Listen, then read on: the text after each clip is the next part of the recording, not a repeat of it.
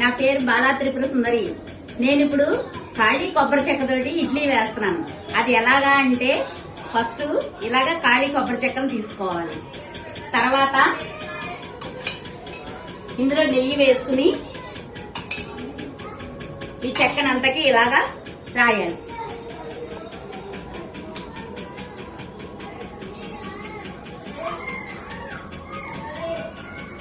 తర్వాత ఇడ్లీ పిండి ఇలా రుబ్బీకుని ఉంచుకుంటాం కదండి, దీన్ని ఇలా ఇందులో వేసుకోవాలి.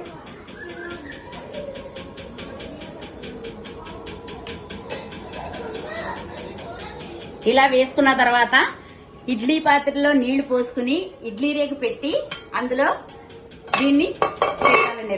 ఇలా పెట్టి ఆవిరికి ఉడికించుకోవాలి. 15 మినిట్స్ 15 నిమిషాల తర్వాత చూస్తే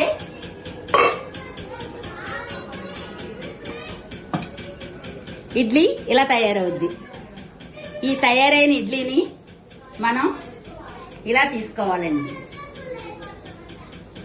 తీసుకున్న తర్వాత దీన్ని ప్లేట్లో పెట్టుకుని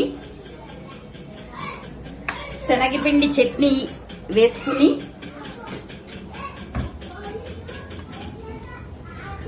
దీన్ని తింటే ఉంటదండి మరి టేస్ట్.